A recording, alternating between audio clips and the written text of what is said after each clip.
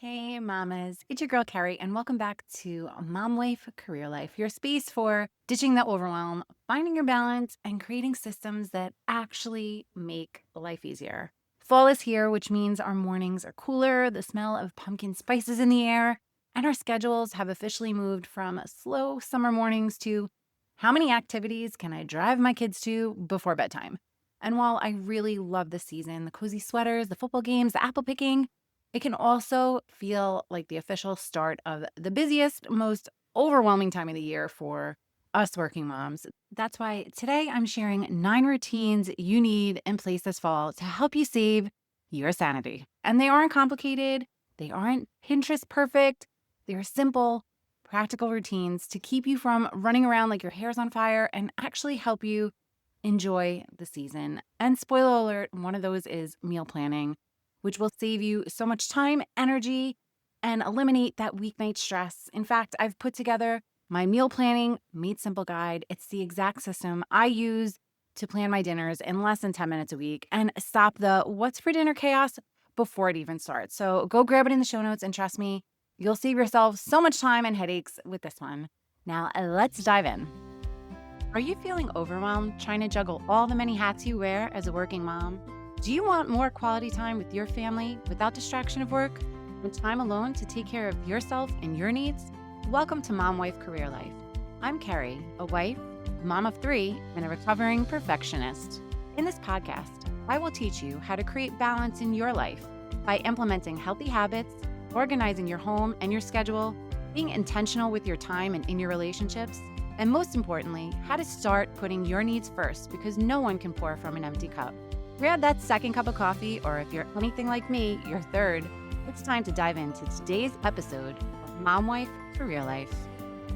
I love living somewhere with all 4 seasons, although if I had my way, winter would really only be about a month, just long enough for snow at Christmas, building a snowman, maybe a sledding day or two, and then spring could roll right in. But no matter the season, each one brings its own rhythm, its own pace, and really its own challenges for us working moms. And fall in particular is really such a great time of year. There's back to school energy, the crisp air, the leaves changing color, the pumpkins on the porches, Friday night football games, apple picking, so many beautiful changes. And with those changes comes a shift in really how our day runs. And that's the thing about routines. They're not one and done. The routines that really serve you in the summer, they won't always work in the fall. And what works in the fall may need a refresh in the winter or the spring. Life really changes with the seasons, and your routines really should change with them. When you take the time to adjust them, you're going to save yourself a lot of unnecessary stress, decision fatigue, and that last minute scrambling. So today, I'm going to share simple, practical routines that can really make your fall feel a whole lot calmer, more intentional, and dare I say, even enjoyable. And we're kicking it off with one of the most important routines, in my opinion. And that's number 1, a weekly planning power hour. And it really doesn't even need to be an hour. But this is the glue that's going to hold your week together. Without it, you're going to be reacting all week long, putting out fires instead of really feeling like you're in control of your time. So set aside 20 minutes to 60 minutes a week. I know that's a big time frame, but the more you get used to it, the quicker this will become. Sunday afternoons work great, or if you do your food shopping on a Saturday, probably Saturday mornings are great too.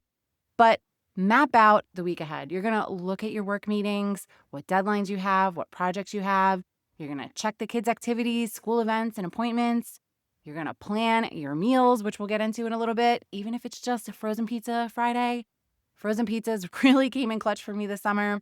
You're going to coordinate with your partner so there are no surprises of who's picking who up from soccer or Girl Scouts. And you're going to call on your village where you may need help. That's so huge. Carpools are a serious game changer for working mamas like us.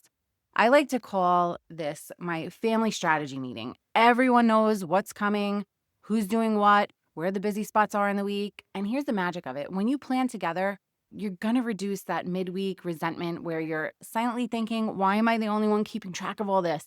And don't forget to put your weekly planner up in your command center or your home management center, whichever one you like to call it. And if you didn't check out my episode on how to create a family command center, check it out after this one. It's episode 242. I'll link that in the show notes as well. Routine number 2, night before prep for a smoother morning. Mornings are like the first domino in your day. If they fall smoothly, the rest of your day usually follows. And if they're chaotic, well, you know how that story goes. A chaotic morning leads to probably a chaotic day. And the secret to a smoother morning actually starts the night before. So you're going to spend 10 to 15 minutes doing a few simple things that will make your morning flow better.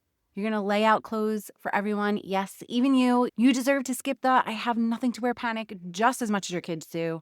You're going to pack lunches or at least set everything out so it's just grab and go and fill those water bottles. And make sure your backpacks, sports bags, and permission slips are ready by the door. And for younger kids, have a visual checklist so that they can get themselves ready without you having to narrate every step. These little steps at night are going to help you buy a calmer, less rushed start in the morning, and maybe even a few extra sips of that hot coffee before the absolute chaos begins. Routine number 3, a calm, grounded morning routine just for you. Can I say this is one of my favorites, if not my absolute favorite? Your morning routine is your chance to set the tone for the day before the demands start rolling in. And it doesn't have to be this elaborate 2-hour ritual. It just needs to include a few things that ground you and really get you focused for the day. And here's what that could look like. Waking up before the rest of the house, even if it's just 15 minutes, so you have that quiet time. I even did this when we were in Ireland. I got up before the entire house, which people thought I was crazy, getting up at 6 o'clock in the morning while on vacation. But it really was just the best time for myself, especially in the country, looking out over the rolling hills. It was amazing.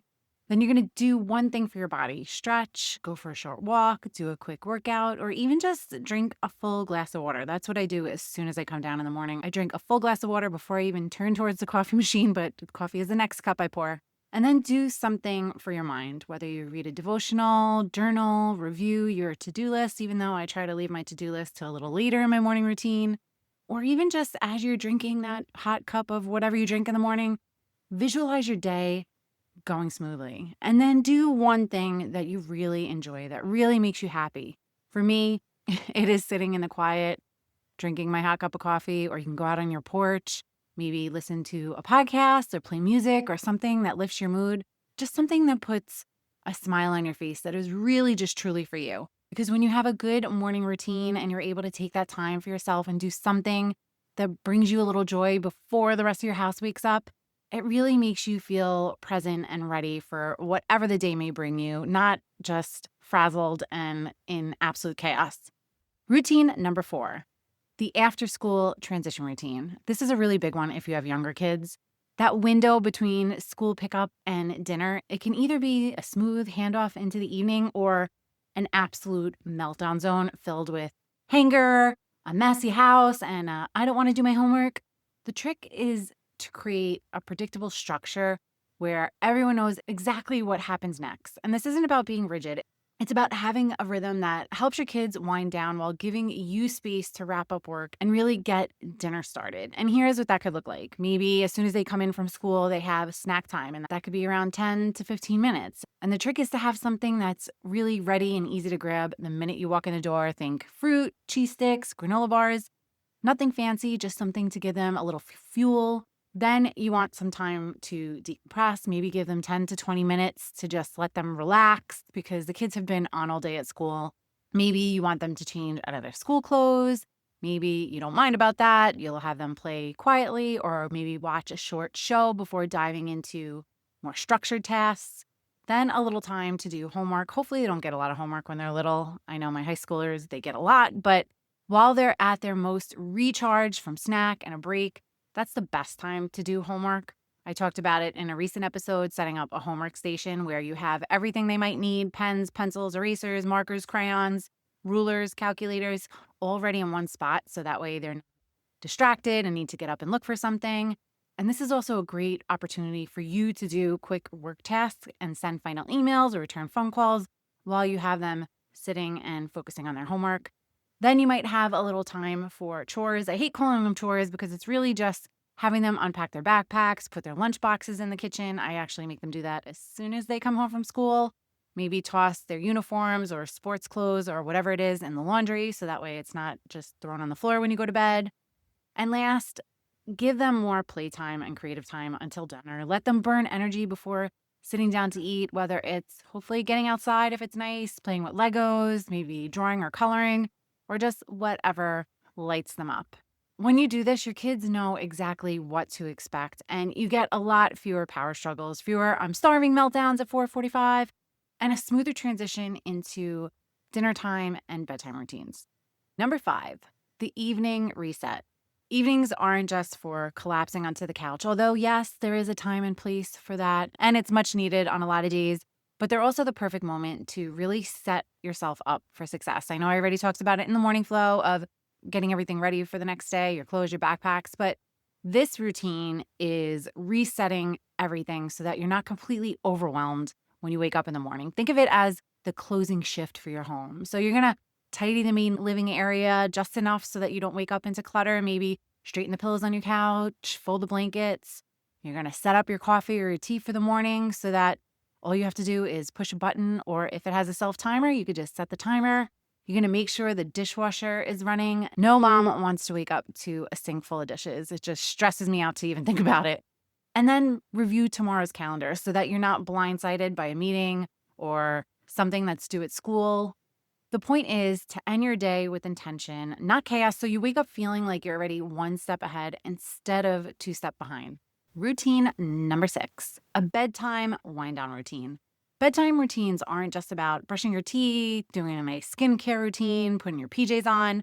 They're about really sending a signal to your brain that you're done for the day. And here's what a simple wind down routine might look like. First and foremost, shut the screens off. And this is a hard one, but try to put your phone down, stop responding to texts. Hopefully you aren't even looking at work emails, but definitely do not think about work before you go to bed. And replace that time with reading or really chatting with your partner, because it's hard to have a conversation when your kids are all up in your business. So this is really a great time to just reconnect. Routine number 7, a Sunday night closing gear prep. If mornings are your first domino, Sunday night is like building the whole domino track in advance. This one's a sanity saver during the school year. Every Sunday, do a little check-in of everything your kids might need for the week, especially for their outside school activities, because those are the things that could really trip you up. Make sure uniforms or school outfits are clean, folded, ready for the week. I really miss the days my kids wore uniforms. It was really so much easier. Check that sports gear is washed, packed, and in the right bag. I'm telling you, keeping everything packed and ready to go in a bag is a complete game changer, so make sure you're doing that. You can even take this a step further by creating outfit bins or hanging up outfits for each day so your kids can just grab and go in the morning. That's not something I ever did, but if you work outside the home and mornings are really chaotic and your evenings are jam-packed, then this could really help you out.